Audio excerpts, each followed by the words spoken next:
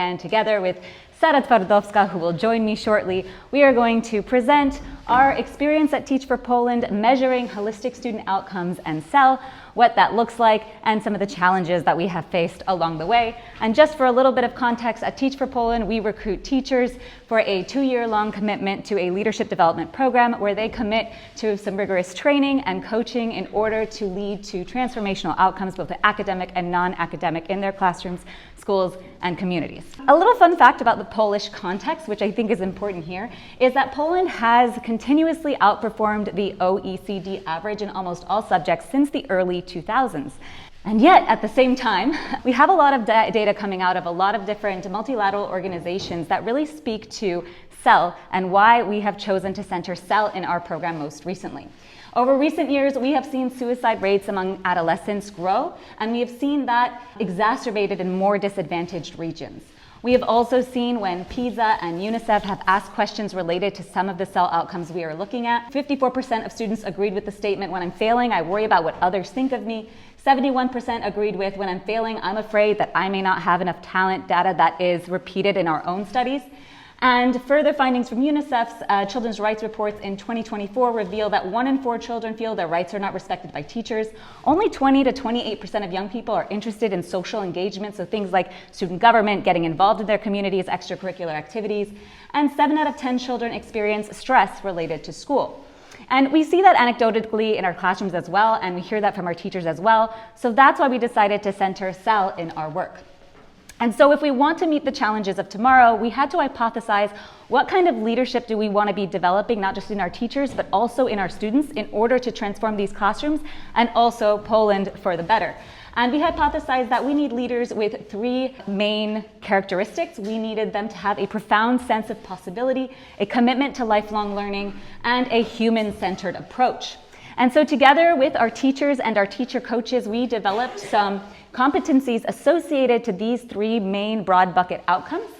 And then we developed indicators aligned with those competencies. And because we can't measure everything all the time, because that's very challenging to do, we decided to prioritize measuring sense of possibility. And we piloted that in 2022 to 2023, and we did a full administration from 2023 to 2024, measuring these 6 competencies.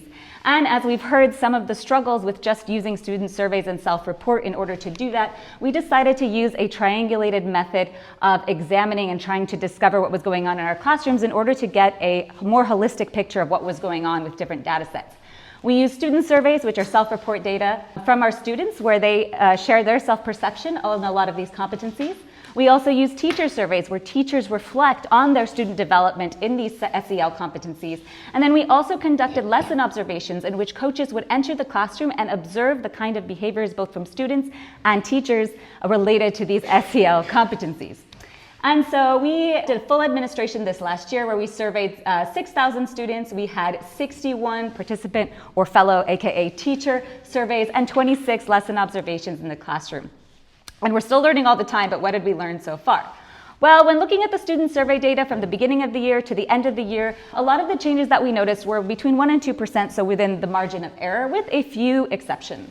However, when we zoomed in and looked at particular schools or particular classrooms, we did notice changes in the student survey data of between 5 and 10%, suggesting that there might be something else going on in schools and classrooms that would be impacting this data. But we didn't stop there. We also had to look at the other data coming in from our teachers and our teacher coaches and see what we could learn from that, because we're a learning organization and we're trying to get better at what we're doing.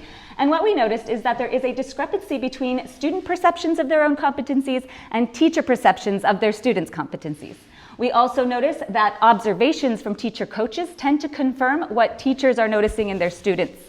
And finally, when looking at these lesson observations, we're also noticing that certain key indicators that have been proven to work in classrooms are either not observed or considered to be not applicable in those lessons. And one example we have is that 40% of students have reported in both administrations of the survey that when I make a mistake, I think it means that I am not smart.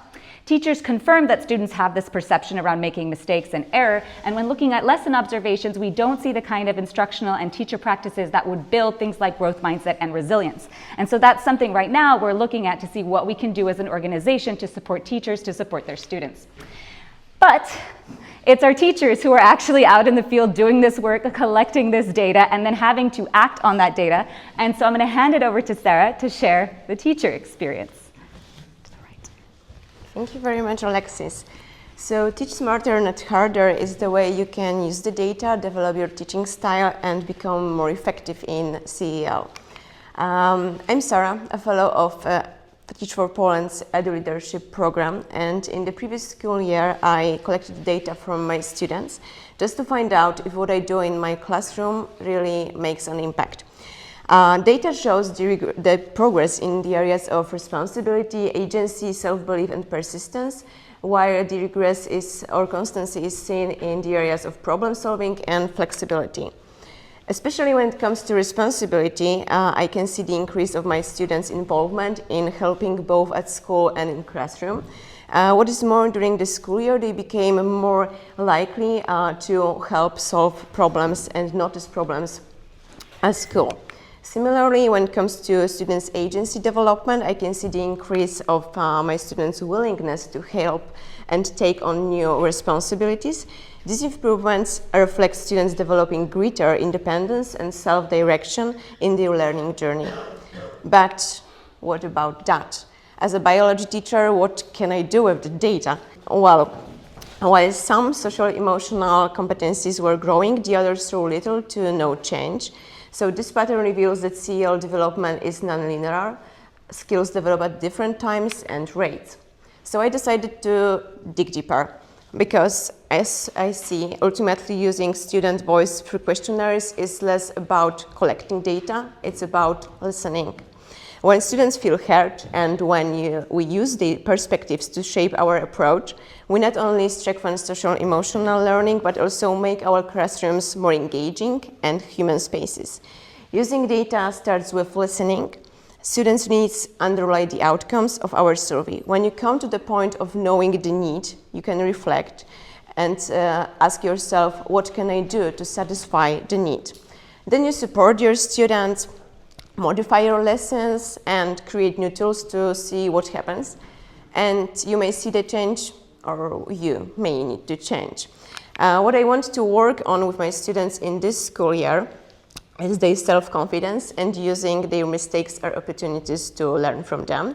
And to achieve this, I plan to introduce model thinking aloud through mistakes during biology lessons, to normalize the struggle. To increase self-belief, I'm going to integrate small check-ins and celebrate effort publicly within existing classroom routines.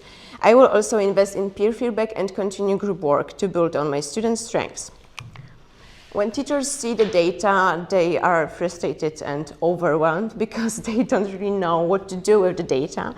And we have so many challenges to face. Firstly, it's interpreting the data, because sometimes we don't have time and skills to do that. We also need competencies to train students in developing social emotional skills. And what is more, we have to change our mindset to being open to CEL, not only teaching our subjects like biology. And finally, engaging others, especially our head teachers, other teachers, and parents, to see the value of the data. Thank you.